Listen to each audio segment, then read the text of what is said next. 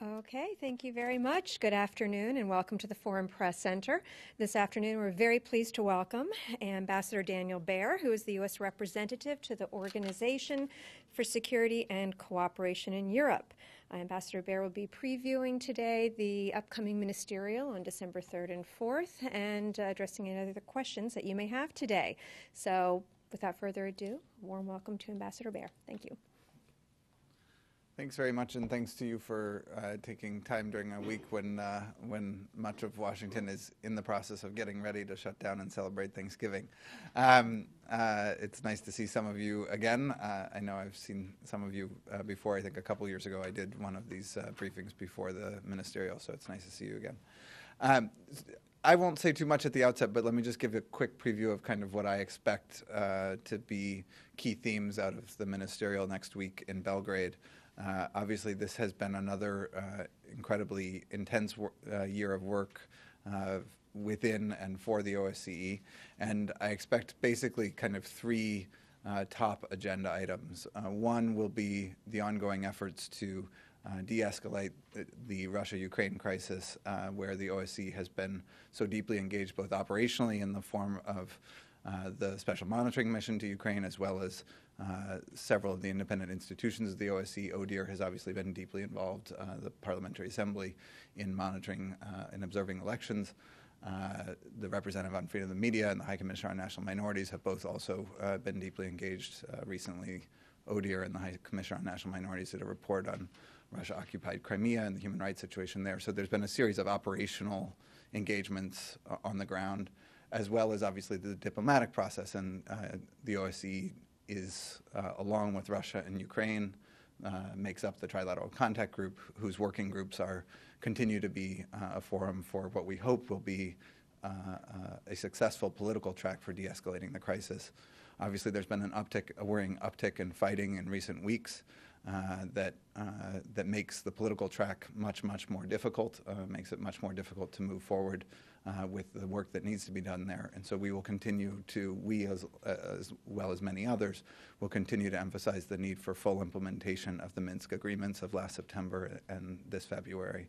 And that I expect will be front and center for many, if not all, ministers as they speak next week in Belgrade. The second thing that I think will be top of agenda will be reaffirming and reiterating the need to live up to and implement the Helsinki commitments and the commitments since Helsinki. This is the 40th anniversary of the Helsinki Final Act. In many ways, we have seen in the last couple of years that everything in Helsinki was violated by Russia's actions against Ukraine, and at the same time, the underlying theory and approach of the Helsinki Final Act, seeing security as comprehensive and recognizing that human rights and the respect for fundamental freedoms within a state has an impact on the security between states, has been reconfirmed. Everything has been violated and everything has been validated in the last 2 years. And so I expect that we'll hear from many ministers about the need to reinforce and live up to the principles laid out at Helsinki and the many OSCE commitments over the last 4 decades, including at Copenhagen and the Charter of Paris for New Europe and the summit in 2010 in Astana. The third bucket of issues that I expect to be top of the agenda, I think, have as a common theme human dignity. Obviously, the horrific assault on human dignity that we've seen in recent terrorist attacks in Paris, in Ankara, Beirut, and Sinai will be on ministers' mind. And the OSCE last year took 2 decisions, one on kidnap for ransom, one on foreign terrorist fighters, that will look to follow up with the work of ministers this year. There will be a concern on the continued rollback on human rights and fundamental freedoms that we see in many parts of the OSCE area, and the impact that has for the long-term stability and security of the area. And there will obviously be attention to the refugee and migration crisis that is now being felt so acutely in so many parts of the OSCE area. And so those issues will remain top of the agenda as well for ministers as they meet in Belgrade next week. So I will stop there and let the rest of the conversation be shaped by your interests. And again, thank you for being here. Thank you, Ambassador Baer. As always, if you could please begin with your name and your outlet, and then pursue the questions. Yes, Andrei, please. Thanks. My name is Andrei Sitov. I'm a Russian reporter with the Russian TASS agency here. Do you expect a bilateral meeting between our ministers? And what do you expect to be on the agenda? Thank you. So far as I know, there hasn't been a request for a bilateral meeting, so I don't know yet whether that will happen. I imagine that Secretary Kerry will have meetings with a number of ministers, both at the NATO ministerial that precedes the OSCE ministerial and also in Belgrade. But there's no plans as of yet for Minister Lavrov and Secretary Kerry to meet in Belgrade.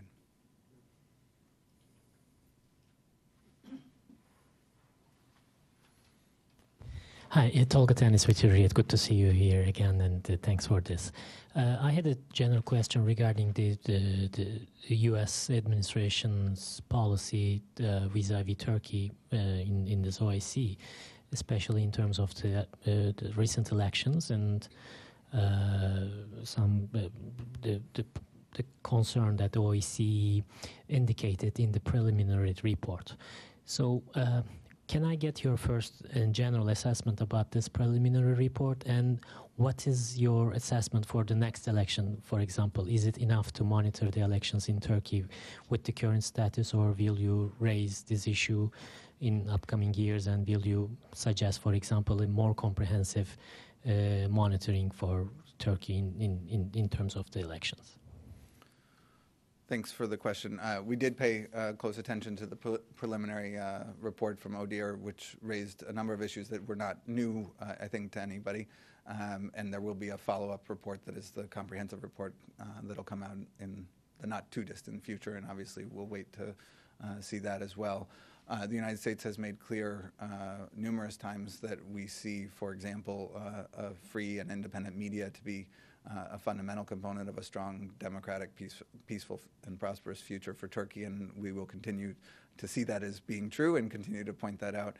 I think in terms of ODIHR's work, there was a limited observation mission this time. ODIHR is an independent, autonomous institution of the OSCE. It has an established and time-tested methodology with the needs assessment mission preceding elections, and then a decision based on its methodology about how it will approach monitoring efforts.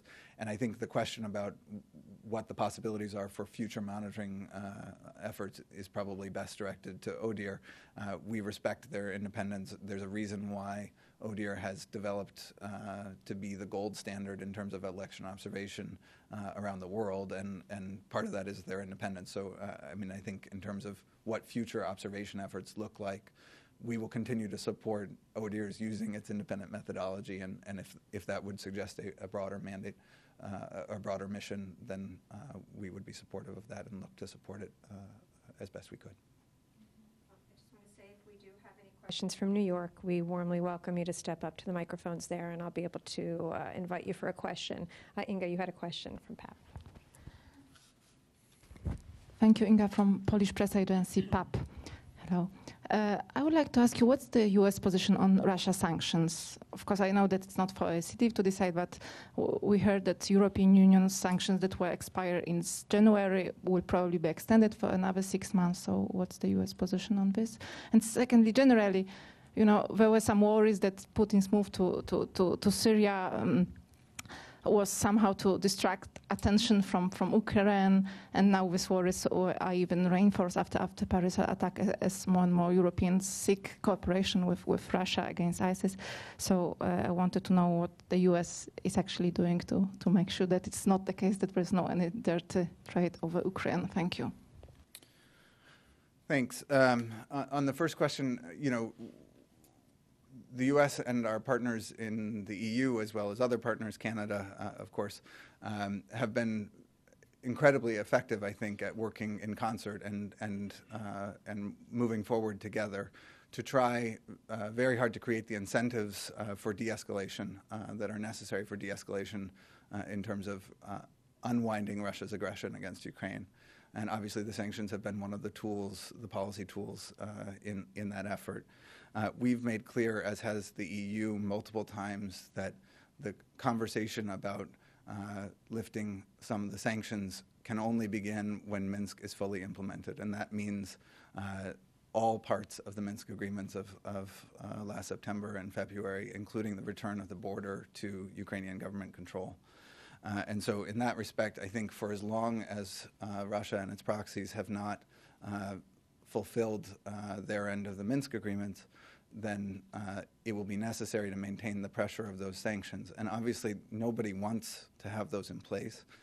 The Russian economy has been under enormous stress the last 2 years. Just 2 years ago, Russia's economy was 1/8 of the size of the U.S. economy. Now it's 1/16. Russia went from being the 9th largest economy in the world to being the 15th largest economy in the world, just behind Spain. So this has enormous consequences, and these consequences are a direct result of the choices of the leadership in the Kremlin. And the hope is obviously that the Kremlin will do the right thing by the Russian people, as well as the people of Ukraine, and take the steps that it needs to take to see a de-escalation of that crisis. In terms of the question and the concerns that people are feeling vis-a-vis Syria, we've been very clear that there is no trade, there is no connection between our policy vis-a-vis Syria and our policy vis-a-vis Russia's aggression against Ukraine. And we will continue to support and look for all opportunities to be constructively engaged in seeking the full implementation of the Minsk agreements, and that we will continue to stand strong in terms of in defense of Ukraine's sovereignty and territorial integrity. That is a policy position that was never one chosen by expediency for us. It's a position of principle, and the principles that guided that policy in the first place remain as true today as they did 2 years ago when we first responded to Russia's aggression. Do you agree that actually the situation in eastern Ukraine, for the last 2 weeks, is getting worse? That the cases that the ceasefire is not respected, and that was the opinion expressed by the OSCE. Right. At the press briefing last Thursday, I think the Deputy Chief Monitor of the OSCE said that the previous day, so that would have been Wednesday, I believe it was within the span of 19 minutes, they heard 107 explosions. And it's very clear that if you measure the daily ceasefire violations that the Special Monitoring Mission is able to observe, that there has been an upward trend in recent weeks, which is deeply concerning. And deeply concerning, obviously, because it has huge humanitarian consequences on the ground, and there's no reason for any more lives to be lost or destroyed than already have, but also because, of course, when the fight is burning on the ground, it limits the possibilities of any kind of political or diplomatic progress. And whether that is the intention or not, that is the consequence of the uptick in fighting. And so we've been very clear that we would like to see an end to the provocations and a return of the fragile ceasefire that had held more or less since September 1st. One of the pieces of this that is often overlooked is the fact that Russia and its proxies have continued to deny access to the Special Monitoring Mission in large parts of the Ukrainian territory that is not controlled by the Ukrainian government. And in order to effectively monitor and verify the weapons pullback that the sides are meant to be engaging in, as well as ceasefire violations, the OSCE needs to be able to have full access up to the international border of Ukrainian territory, which is fully in line with its mandate. There's also been, the SMM has seen high-tech Russian military-grade jamming equipment, which has limited the operability of the UAVs that the OSCE uses to attempt to get a better picture of what's going on the ground. So we need to see the denials of access, both material as well as the electronic ones. We need to see those cease, and the OSCE to have full access on the ground and in the sky.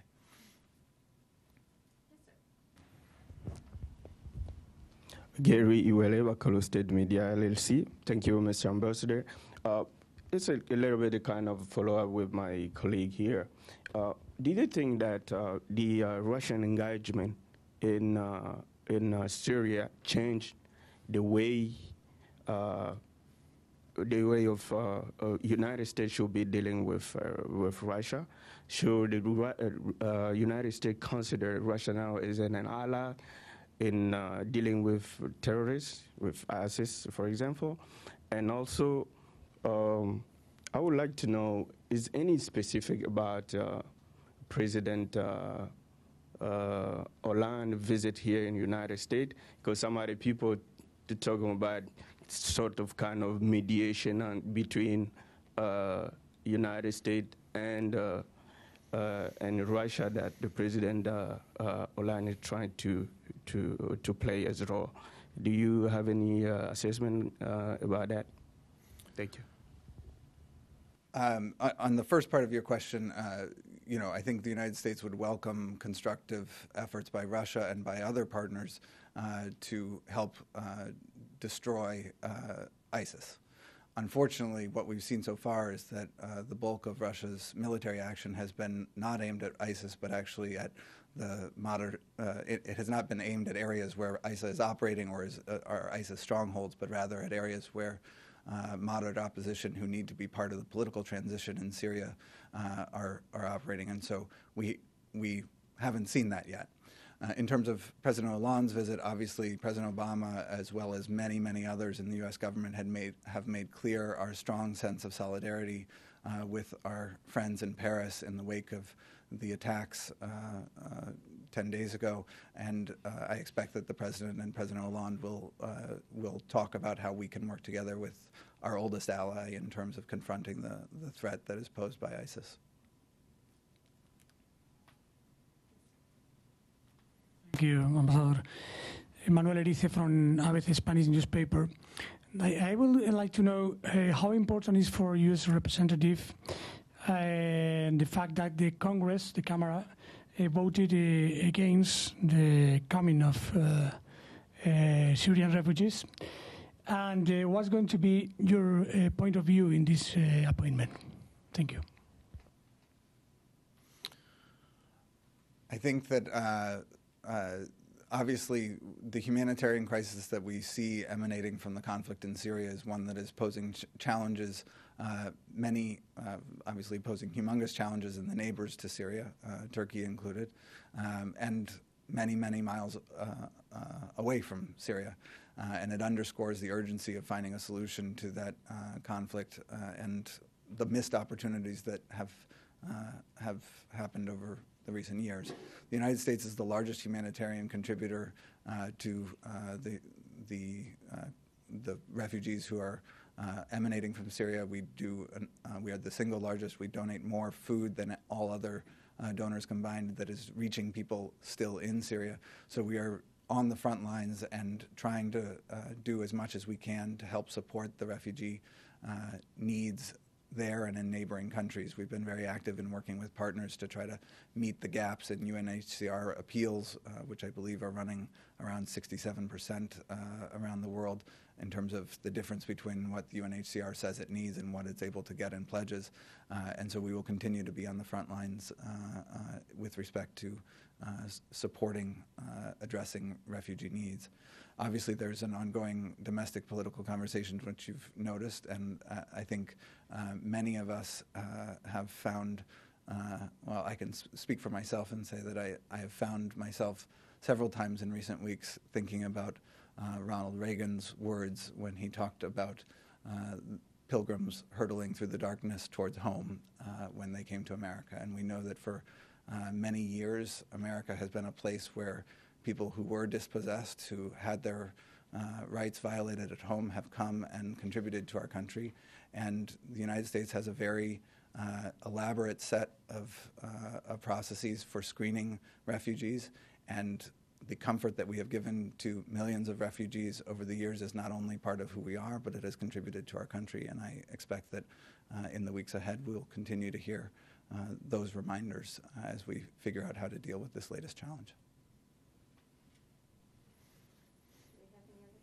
For Ambassador Baer. Yes. Yes, please, Tolga.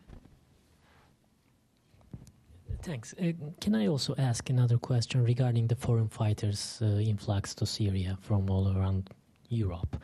Can you share your efforts under umbrella of OSCE to deal with this challenge? Yeah, I mean, obviously this is an ongoing challenge, so when I share the efforts, it's not to pretend that we've found a solution, but there's a number of practical efforts that have been, in many senses, below the radar. So working on, for example, working with partners on travel documents and working with border guards on how to identify false travel documents or counterfeit travel documents. You know, that's a concrete example of the kind of thing that we do under an OSCE umbrella that helps benefit a number of border services in the region to be able to identify foreign terrorist fighters. I think there are more opportunities going forward. You know, there are active conversations about how we can be best engaged. One of the assets that the OSCE has is field missions in a number of countries, including countries that can be transit countries, and so that's an opportunity. There's also a border management staff college, which is meant to be a training facility for kind of mid-level border guards from across the OSCE region. That's in Dushanbe. The United States, Switzerland, and several others have been strong supporters of that for several years. We've tried very hard to get it to be part of the overall budget of the OSCE, and we'll continue to push for that in hopes that all those who speak about the need to counter the terrorist threat will also support us on that, because we've had some trouble with that in the past. So there are a number of kind of practical trainings, conferences, et cetera, that are aimed at building the capacity of government entities and working with to respond to foreign terrorist fighters. There's then, I would say, a whole other set of activities in terms of the engagement with civil society, and so there's an enormous amount of work done working with civil society groups in various countries to try to identify from them and get their input on what the most effective ways of countering both the radicalization that leads individuals to attempt to travel to become foreign terrorist fighters, as well as how to counter, how to reintegrate or de-radicalize, I would say, those who are trying to do that. So I mean, I think the framework is probably underexploited at this point. There are many more things that we could do, and that certainly will be something that is on the agenda of myself and my colleagues as we go forward in next year under the German chairmanship to look for concrete opportunities to tackle that challenge. Border guards, how many countries OSCE has border guards? How many OSCE countries have border guards? I assume that it's almost 57. I mean, the Vatican doesn't. I don't know if, you know, but most countries have border guards. I think it's about 24 that have participated in the Border Management Staff College, and then there have been concrete projects between the OSCE Secretariat and a number of countries, as well as at some of the 16 field missions. And so there are numerous opportunities. Yes, sir. Yes. We heard about more than 65 countries in the coalition against the ISIS. Do you know, in your knowledge, if is there any African countries involved in that, and what kind of role they're playing in that? I assume that there are a number of the North African countries, and I don't know about sub-Saharan African countries off the top of my head. I could make conjectures, but I don't want to make conjecture on the record.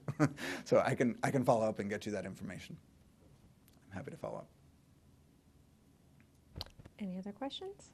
If there aren't, thank you very much for joining us. Mr. Ambassador, thank you for joining us today. Thank you all. And I wish you a good afternoon.